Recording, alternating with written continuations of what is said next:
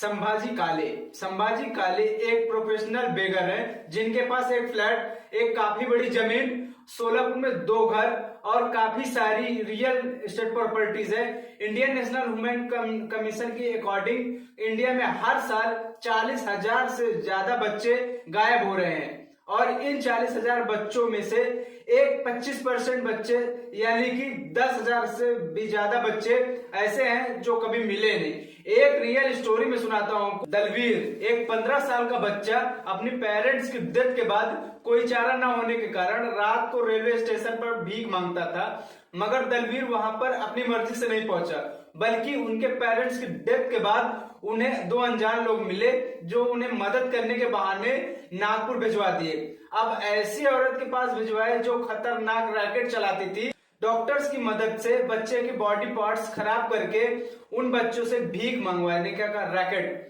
ऐसे ही बच्चों को अफ्रीका और थाईलैंड जैसी कंट्री में भेज दिया जाता है या फिर किसी बच्चे को जानबूझकर हैंडीकैप बनाकर उससे सड़कों पर भीख मंगवाई जाती है। भारत में कई ऐसे डॉक्टर हैं जिनको अरेस्ट किया गया है जो कि जानबूझकर मेडिकली बच्चों को हैंडीकैप बनाकर उनको बैगिंग माफिया को बेच रहे थे। ये पूरा सिस्टम है। हो सकता है जिस भिखारी को आप लाचार समझकर उसे भी पैसे दिए हो वो पैसे कभी उसके काम ही ना आए हो सकता है जिस बेचारी माँ को आप उसके बच्चे को दूध पिलाने के लिए पैसे दिए हो वो बच्चा उसका हो ही ना। ऐसे कई सारे राज हैं जो दफन है कहीं उस कोने में जिससे आप, मैं और हम सब लोग अनजान हैं। दिस इज होल इंडस्ट्री, एक ऐसी इंडस्ट्री जो लोगों की जिंदगी बर्बाद करके आपके और हमारे इमोशन का फायदा उठाते हुए आपसे पैसे लूट ले जाते हैं।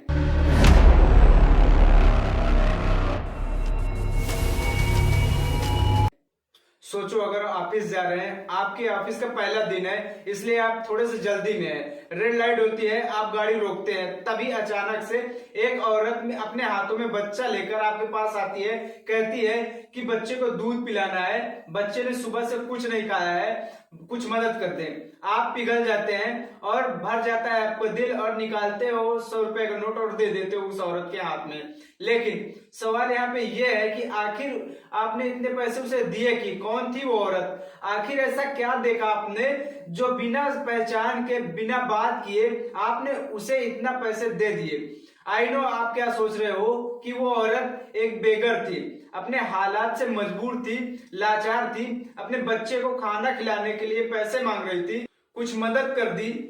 गलत क्या किया मैंने? मैं कहूँ रियलिटी इससे बहुत ही डिफरेंट है। जिस मासूम बच्चे को आपने देखकर उस औरत को पैसे दिए वो बच्चा उसका था ही नहीं। बैगिंग को दिल्ली और मुंबई जैसे बड़े शहरों में एक क्राइम डिक्लेयर कर दिया गया था क्योंकि इन बैगर्स की वजह से ट्रैफिक लाइट्स पर बहुत ज्यादा कंजेशन होता था। इस लॉ के अनुसार जो भी लोग बैगिंग करते हुए नजर आएंगे उन लोगों को अरेस्ट करके एक स्पेशल कोर्ट यानी कि बैगर्स कोर्ट ले जाया जाएगा और अगर वो दोषी हुए तो उनको बैगर्स होम भेज दिया जाएगा। बट 2021 में सुप्रीम कोर्ट ने बैगिंग एक्ट को कंप्लीटली खारिज कर दिया, ये कहते हुए कि जिस कंट्री में गवर्नमेंट लोगों को बेसिक नीड नहीं पूरी कर पा रही है वहां पे बैगिंग करना कैसे एक क्राइम हो सकता है। लोग अपनी जरूरतों के लिए बैगिंग करते हैं। हिंदू निजाम हैदराबाद में 25,000 से भी ज्यादा बेगर के ऊपर एक सर्वे कंडक्ट किए गए तो उन्हें ये पता चला कि ऑन एन एवरेज एक दिन में 500 रुपए कमाते हैं। 2011 के एक सेंसस के अकॉर्डिंग इंडिया में 4,13,670 बेगर हैं, लेकिन ये नंबर 2015 आते आते बढ़कर 500,000 हो गया, यानी कि 5 लाख। जब इंडिया इकोनॉमी में इतनी ज्यादा तरक्की कर रही है तो आखिर हमारी कंट्री के अंदर दिन पर दिन इतने ज्यादा बेगर्स क्यों बढ़ते जा रहे हैं? आखिर इन सब के पीछे कौन जिम्मेदार है? गवर्नमेंट या आप या मुझ जैसे आम लोग या वो लोग जो इन चीज को फुल प्लेस बिजनेस बना रखा है और जो दूसरे लोगों का मजबूरी का फायदा उठाकर उन्हें इन सारी चीजों में ढकेल देते हैं। क्या आप कभी सोचे हैं जिन्हें आप मासूम समझकर उन्हें पैसे दे देते हैं वो पैसे आखिर वहां से जाते कहां हैं? क्या सच में उन लोगों की मदद हो रही है? नहीं, बिल्कुल भी नहीं। And there is big reason. जिस चीज को आप समझने के लिए अब ये समझना हमें जरूरी है कि लोग आखिर भीख क्यों मांगते हैं। According to section 211 BBAPA, beggars उन लोगों को कहते हैं people who have no means of substance, यानी कि वो लोग जिनके पास रहने खाने पीने का कोई ठिकाना ना हो। ये सिंपल है कि जो वो भीख मांगते हैं कि वो खाना एफर्ट कर पाए, उन्हें थोड़ा सा पैसे मिल जाए, वो कपड़े पहन पाए और उन्हें कुछ शेल्टर मिल पाए, यानी कि रोटी कपड़ा मकान। यानी कि उन लोगों की हालात ही ऐसे खराब हो गए कि उनके पास कोई चारा बचा ही नहीं। इसका पहला रीजन है पुअर्टी एंड अनएम्प्लॉयमेंट। इतनी ज्यादा गरीबी है, प्लस उनपे कोई काम नहीं दे रहा है, जिसके चलते उनके पास भीख मांगने के अलावा कोई चारा बचता ही नहीं। Secondly, physical disability. हो सकता है उस बंदे को कोई फिजिकल डिसेबिलिटी हो जिसके चलते वो अर्निंग नहीं कर पा रहा है। एक रिपोर्ट के अनुसार दिल्ली एनसीआर के अंदर 30% बेगर ऐसे हैं जिनको किसी न किसी प्रकार से फिजिकल डिसेबिलिटीज है। Third, natural calamities. हो सकता है कोई सुनामी, फ्लड या किसी भी नेचुरल क्लैमिटी के चलते उस बंदे का घर कारोबार बर्बाद हो गया, जिसके चलते वो उसके पास कोई ऑप्शन नहीं रह गया कोई अर्निंग कर पाए। सेकेंड कैटेगरी ऑफ बिगर्स, वो लोग जिन लोगों को जानबूझकर बाकी लोगों ने जबरदस्ती अपने प्रॉफिट के लिए इस चीज के अंदर ढकेल दिया हो, यानी कि people who are force to beggars. क्या आपके साथ कभी ऐसा हुआ? आप मान लीजिए आप सिनेमा हॉल जा रहे हैं, बहुत सारे बच्चे पैसे मांगने के लिए घेर लें, आप खाना ऑफर करते हैं, वो मना कर देते हैं। आप 2, 4, 5 रुपए देते हो, वो मना कर देते हैं, उन्हें और चाहिए वो, और जब तक आप उन्हें पैसे नहीं दे देते हैं वो आपका पीछा छोड़ते ही नहीं। And most of the cases वो सिर्फ लोग अपने पीछा छुड़ाने के लिए उन्हें पैसे देते हैं, और यही वो लोग चाहते हैं कि लोग थक हार कर मजबूर होकर उन्हें पैसे पकड़ा जाए। पर आप क्या सोचा है कि लोग ये लोग आपको पीछा छोड़ते क्यों नहीं? इंडिया का बेगिंग रैकेट कुछ ऐसा दिखता है। जो बेगर माफिया हैं वो अपने नीचे अलग अलग लोकेशन पर कंट्रोलर को तैयार करते हैं। वो कंट्रोलर इन 4 चीजों का इस्तेमाल करके बच्चों को इन सारी चीजों के अंदर ढकेलने के लिए इन बच्चों को अपने घर से बहुत दूर माफियाज या टेररिस्ट ग्रुप को भेज दिया जाता है। ये सब कुछ होता कैसे है? Well, step 1, the strategy. इन बच्चों को अपने पास लाने के लिए और उनको रोक के रखने के लिए एक प्रॉपर स्ट्रेटेजी का इस्तेमाल होता है, ताकि इवन आफ्टर उन्हें पता चल जाए कि उन्हें क्या हो रहा है, तब भी वो छोड़कर जाने की बात ना करें। नंबर 1, उन्हें लुयर करना, यानी कि बच्चों को खाने देकर या कुछ कहकर फंसा लेना। नंबर 2, किडनैप करके। एंड थर्ड, उन बच्चों को रेंट पर उनके माँ बाप से ले लेना।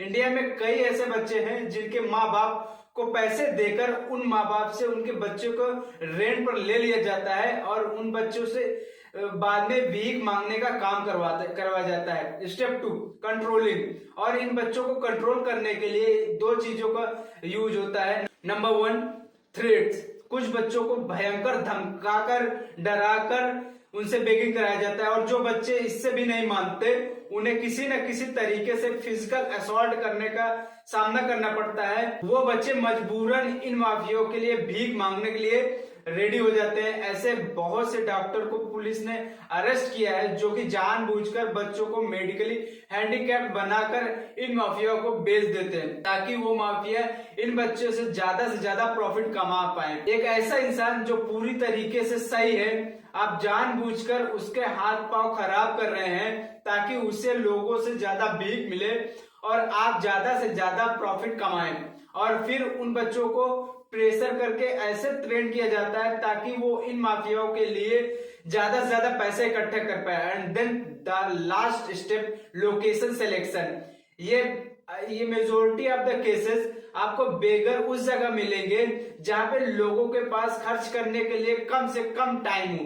And this is a very big reason behind it. For suppose आप किसी पार्क में बैठे हैं, आपके पास कोई बेगर आता है और आपसे भीख मांगता है, और आपके पास टाइम ही टाइम है उस बंदे को एंटरटेन करने के लिए, there is really high chances कि आप उसके चांस बैठे रह जाओगे, लेकिन आप उसको पैसे नहीं दोगे।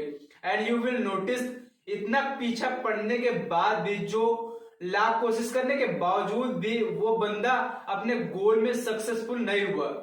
क्यों? ऐसा क्यों हुआ? सुपर सिंपल, क्योंकि उसे एंटरटेन करने के लिए आपके पास टाइम ही टाइम था। वेयर एज अगर आप मॉल जा रहे हैं या आप कोई मूवी देखने जा रहे हैं, उस टाइम आपके पास टाइम बहुत ही कम होता है। एंड इन दैट केस अगर आपके पास कोई भिखारी चिपट जाता है तो आप सारी चीजें कर दोगे उसको जल्दी से जल्दी वहां से भगाने के लिए। रीजन बीन क्योंकि आप उस टाइम पे मूवी हॉल में पहुंचना होता है, वरना मूवी स्किप हो जाएगी। शायद ही किसी को पता है कि 90% से भी ज्यादा इंडियंस महीने में 25,000 से भी कम कमाते हैं। एंड मोर ओवर इंडिया के 65 पॉपुलेशन ऐसी है जो कि महीने में 15,000 से भी कम कमाती है। But the interesting thing is ये है कि इंडिया के अंदर कई ऐसे बेगर हैं जो महीने के 20 से 25,000 तक कमाते हैं, यानी कि इंडिया की मेजोरिटी पॉपुलेशन से भी ज्यादा। क्यों? क्योंकि हमें ये लोग लाचार और बहुत ही बेचारे दिखते हैं और ना चाहते हुए भी हम इन लोगों के हाथ में पैसे पकड़ा देते हैं। लेकिन मैं आपसे कहूं कि कुछ बेगर ऐसे भी हैं जो आपसे और मेरे से और हम सबसे ज्यादा कमाते हैं, तो यकीन नहीं होगा। ये हैं भरत जी, जो कि महीने का 70 to 75,000 रुपए कमाते हैं। लक्ष्मी देवी ये 16 साल की उम्र से ही बेगिंग कर रही है और कई सारी रिपोर्ट के अनुसार इनके पास अच्छा खासा बैंक बैलेंस भी बिल्ड हो चुका है। पप्पू कुमार एक एक्सीडेंट के अंदर इन्होंने अपनी टांग खो दी, जिसके बाद इन्होंने बैगिंग करना चालू कर दिया और कुछ रिपोर्ट्स के अनुसार इनके पास 1.2 करोड़ से भी ज्यादा एसेट्स हैं। बट द क्वेश्चन इज आखिर ये बेगर इतना सारा पैसा कमा कैसे पाते हैं? Well the answer is human psychology. ये बेगर्स आपके साइकोलॉजी को आपसे भी ज्यादा बेटर तरीके से समझते हैं एंड दैट रीजन ना चाहते हुए भी आप इनके हाथों में पैसे पकड़ा देते हैं। Now see this happen the women the babies. आप कई बार देखे हुए हैं कि रोड्स पर रेड लाइट पर आपको ऐसी औरत दिखती है जिसके हाथों में बच्चे होते हैं, बहुत ही लाचार, बच्चे को खाना खिलाना है, बेटा कुछ मदद कर दो, और आप उनकी मदद कर देते हैं ये सोचते हुए कि मैं इन्हें जो पैसे दे रहा हूं वो इनकी मदद के लिए दे रहा हूं। बट वेट द मिनट, क्या आपने कभी खुद से ये सवाल पूछा कि आखिर हर एक औरत के हाथ में जो बच्चा है वो हमेशा सोता हुआ क्यों नजर आता है? कभी सोचा है कि वो बच्चा इतना लाचार की और कई दिनों से भूखा ऐसा नजर क्यों आ रहा है? आई नो आप क्या सोच रहे हो, जब वो बच्चा इतने दिनों से भूखा है, जब कुछ खाया नहीं, तो वो लाचार और भूखा ही तो नजर आएगा ना, क्योंकि रियलिटी कुछ और है। ये लोग यानी कि वो औरत जिनके हाथों में बच्चा आपने देखा है, वो इन बच्चों को भी नहीं छोड़ते, वो जानबूझकर ऐसी दवाई इनको पिलाते हैं कि ताकि वो बच्चा सोता रहे और कंप्लीटली उसका वजन घटता रहे, ताकि वो बच्चा बहुत ही हल्का हो जाए और वो औरत अपने साथ एक जगह से दूसरे जगह आसानी से कैरी कर पाए। और रोते हुए बच्चे को कैरी करना कितना मुश्किल होता है ये आपको पता होगा। ये इसलिए जानबूझकर उन्हें दवाइयां पिला दी जाती है।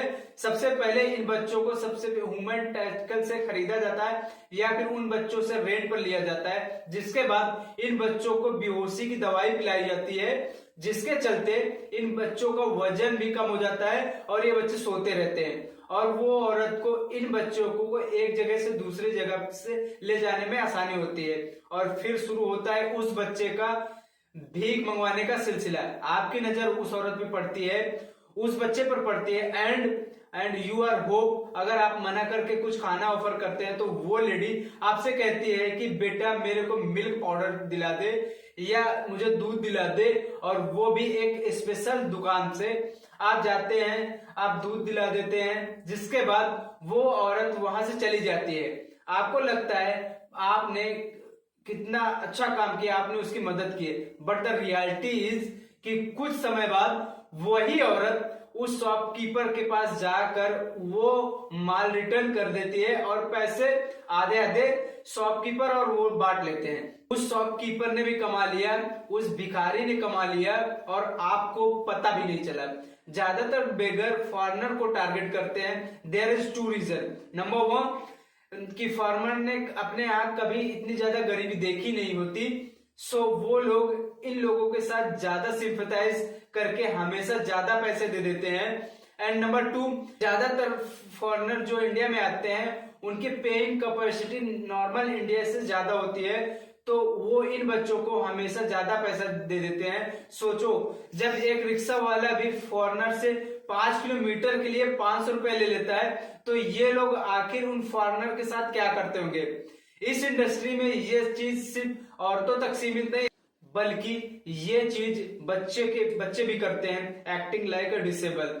आपने बहुत सारे ऐसे बेगर्स देखे होंगे जिनको देखकर आपको लगा होगा कि ये बंदा फिजिकली डिसेबल है, इसका हाथ खराब है, इसका पैर खराब है, बट रियलिटी उनको फिजिकल डिसेबिलिटीज होती ही नहीं, ताकि उन्हें ज्यादा से ज्यादा लोगों की सिंपैथी मिले और लोग उन्हें ज्यादा से ज्यादा पैसे देकर चले जाएं। बट बहुत सारे केसेस ऐसे होते हैं जहां उन्हें ये फिजिकल डिसेबिलिटीज नहीं होती। आई नो आप क्या सोचते हो, आखिर ये सब चीजें हो रही हैं तो इसका सोल्यूशन क्या है, हम एज ए सिटीजन आखिर कर क्या सकते हैं। Well, 3 things. Number 1, stop giving money, see trying to understand. जब भी आप किसी बेगर्स को पैसे देते हैं तो आप उसे भीख देकर बाकी बेगर्स को मोटिवेट करते हैं कि वो भी भीख मांगे, क्योंकि उन्हें यह दिखता है कि जब इसे पैसे मिल गए तो हमें भी पैसे मिल जाएंगे। सेकेंडली, अगर आप जनरली किसी की मदद करना चाहते हैं तो help them food, help them and shelter, और आप उसे प्रोवाइड कर सकते हैं जॉब। आप उन्हें पैसे नहीं बल्कि उन्हें एक जरिया दो जिसके थ्रू वो अपने लाइफ को और ज्यादा बेटर कर पाए। लोगों को पैसे देकर उनको भीख लेने के लिए नहीं, बल्कि उन्हें कुछ साधन देकर, उन्हें कुछ सपोर्ट करके उनकी काबिलियत को बढ़ावा दें। एंड थर्ड, जितना हो सके उतना इस मैसेज को शेयर करो। जितने ज्यादा लोगों तक ये सच्चाई पहुंचेगी उतने ही कम लोग इस बेगर के हाथ में पैसे देंगे, और जब कम लोग इन बेगर्स को पैसे देंगे तो ये माफिया इतने ज्यादा बच्चों को इन सारी चीजों में कभी ढकेलने की सोचेंगे भी नहीं। जब कोई भीख देगा ही नहीं, लोग भीख मांग छोड़कर ऑटोमेटिकली काम करना शुरू कर देंगे। सो मेरी आप सबसे हाथ जोड़कर रिक्वेस्ट है कि आप बेगिंग को बढ़ावा ना दें। कुछ आप बदलोगे तभी तो देश बदलेगा। अगर आपने इस वीडियो से कुछ भी वैल्यूएबल सीखा है तो प्लीज इस वीडियो को लाइक और प्लीज हमारे चैनल को सब्सक्राइब करें।